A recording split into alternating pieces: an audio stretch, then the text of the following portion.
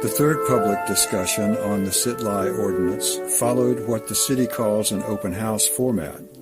That meant no presentations by city staff, although a number of them, including the mayor and the city attorney, were there to answer questions. And there were comment forms for folks to fill out and submit to the city. There were a lot of simultaneous 2- and 3-person conversations going on among those who came, which included, in roughly equal numbers, members of the business community, members of the homeless community, and concerned citizens. Here's what 3 of the concerned citizens we spoke to had to say about sit-lie.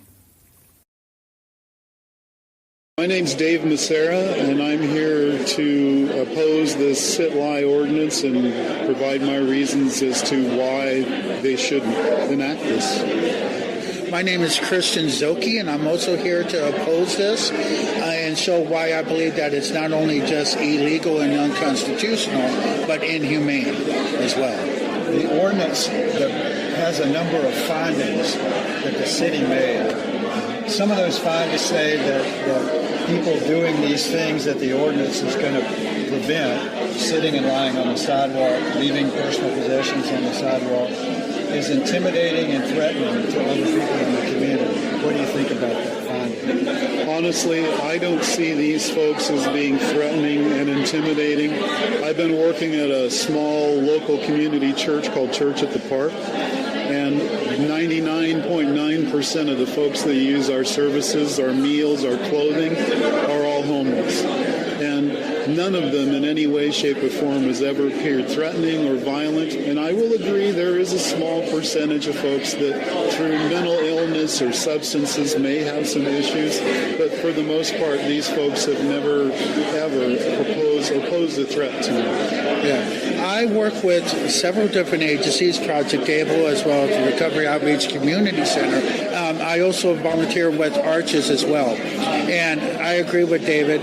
These people pose no threat. There might be a certain tiny low percentage of people that are in a position where they just don't really care because they lost hope, but they're still not a danger. I think as a community, we need to come together to help folks that are less fortunate. I mean, not in a religious standpoint, and I don't want to bring religion into this conversation, but in my heart of hearts, I think we're failing as a society if we are not able to take care of our own.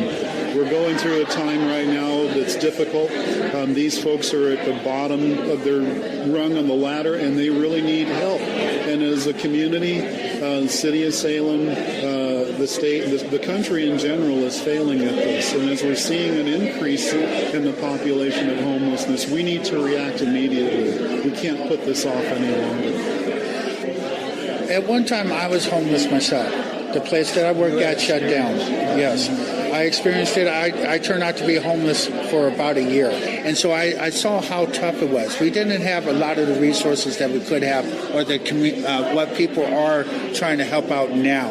And so because I didn't have that then, I know what people is going through right now. And just a year and a half ago, my girlfriend died. She lost hope, and she committed suicide because she was going through some problems as well. And so the combination of these things and seeing people suffer and going through their own personal situations has put something in my heart that says, well, I may not have had it when I was there, but I'm going to make sure I'll do whatever I can to do what I can for these people now. There are a number of downtown business folks, some of whom are here today, who are supporting this ordinance. What would you say to them about the ordinance and about the solution to their problem? Well, first off, I'd say I sympathize with them. I understand that this is an issue that affects their business and their livelihood. However, I will say to the contrary that although these folks have no intention of doing them or their employees or their business harm, there's ways around this issue rather than calling the police and turning this into a criminal trespass matter.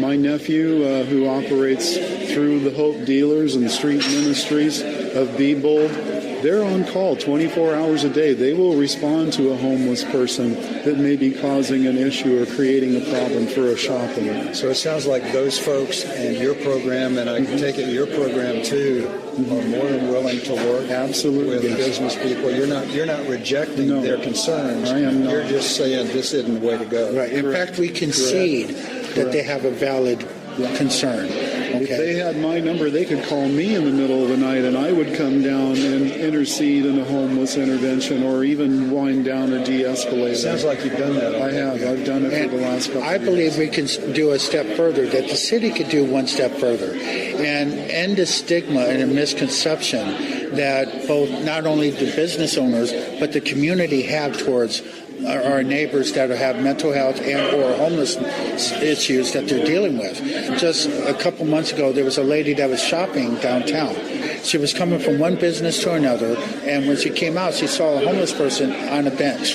That guy was minding his own business, not bothering anybody, just sitting there, and she was afraid to walk by him. So she goes to step off the curb, go into the street, risk her own safety to go around him, and when she stepped off, she twisted her ankle and broke it. And she started blaming the homeless guy. The only thing the homeless guy tried to do after that was try to help her up and see if she was okay. And she still tried to blame him. That stigma, that misconception is what's fueling a lot of this, what looks like discrimination against a certain group of people. The city's not doing anything to educate. I grew up through the civil rights era. I'm a product of the late 50s. So I can certainly account and attest to the discrimination, the blatant targeting of folks based on their skin color. This is just no different. This is just a targeting of folks because they're homeless.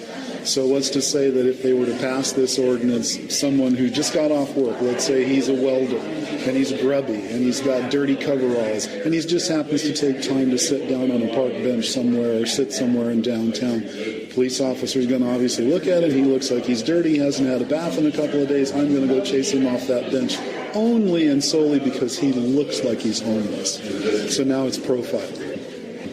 I believe that this ordinance, besides just what we've already talked about, their idea of trying to solve the issue that first they give a warning, then they give the citation, then if you're still there, to go ahead and 86 you or ban you from downtown. I think that causes more of an issue because they keep saying that this doesn't lead to criminalization or jail time. But once you're banned from downtown, you're not able to eat, get resources and stuff like that, and where you're more secure, safety, because a lot of people are downtown are down there because they feel more safe, because they've been abused sexually, physically, or whatever. They don't feel safe out there. They've been harassed.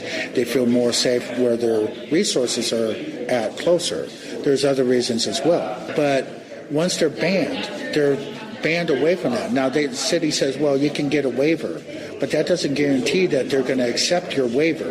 And then if you do get a waiver, okay, let's say you even had the articulation to even write one or even know what one is, and many don't have the ability to write or read or even know where a place would go. But if they do happen to get a waiver approved, that doesn't mean that an officer is going to accept that. And there still might lead to an arrest. You can't take away from being able to have resources to live. That's inhumane. You both have been here from the beginning of this session. A lot of city staff are here. Have you shared what you've been telling me with those folks? So they know what you've been telling me. They know what I've been advocating for. This is the third forum they've had. I've been to all three. Of course, the first one was kind of a waste of time because most of it was used up by the Union Gospel Mission and the Housing Authority promo. But aside from that, the second forum allowed me to get up and speak my mind about how it's affecting our community in general. It also gave me the opportunity to express what I thought were solutions and things that needed to be done rather than criminalizing homeless folks. I've been to all three myself for the forums, but even the city attorney, Dan Hutchinson, the city mayor, the city manager, Steve Powers, and most of the city council, as well as Deputy Chief Miller and Chief Rick Moore, all know who I am. Have known me for several years as far as advocating for the homeless, the mental health, so I've been dealing with them for many years. I've addressed them today as well about these concerns, and one of the answers that I got from the mayor was, I don't know what to do for a place for them to go. These people chose to be homeless. They chose to stay homeless. That was Mayor Bennett's actual response. I find that appalling, actually. These people did not choose to be where they are. Some of these folks are there for many different reasons, whether it was a loss of a job, health issues, divorce. I mean, there's so many different things that can cause homelessness. I can tell you for a fact that these folks are not out here because they choose to be homeless. My name is Diane, and I'm here because out of a concern if this, I don't know, what would be called a law or a statute that would not allow people to lie or sit within Salem, what would happen to our homeless community? I understand the needs of businesses to have access, because I know I don't want to go into a store if there are a bunch of iffy people hovering around, but I also know that we're just not for the business. We have to have some kind of a better policy. And, many of us who aren't homeless are very fortunate. But there's so many people now are, and what's going to happen if you can't lie or sit in the city limits and there are not enough shelters that are open, there's no place to go, what do you do? And then I think they said after 3 strikes, you're banned from the city for a month. So then what do you do? That isn't a solution. The ordinance that you're talking about has a number of what they call findings at the beginning of it. Okay, and I may not know those. Some of those findings talk about folks who come downtown to shop or to go to restaurants being threatened or intimidated by the homeless that they see. Is that your experience? No, it's just, but I can see the older I get, and now that before I have knee surgery, I have to have a cane, I can see how you're more cautious and you worry more. So, I think some people just see that and get scared.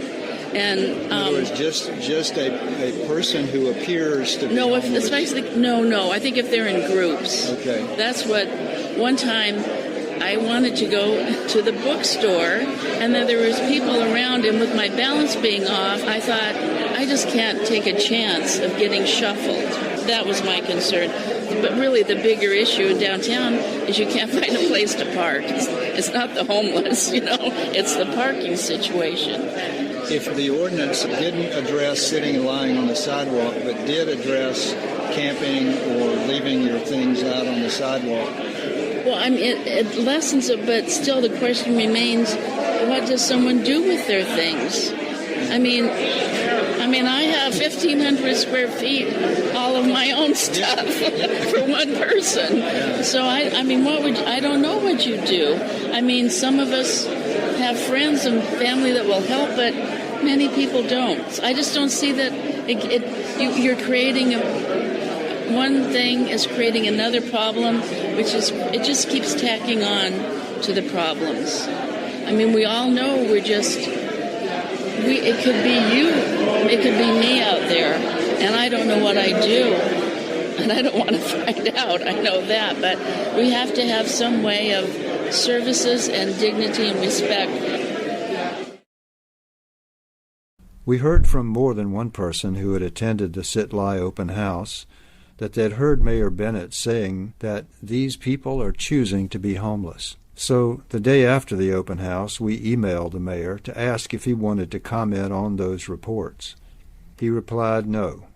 Then a few minutes later, he sent us this response: "No one chooses to be homeless."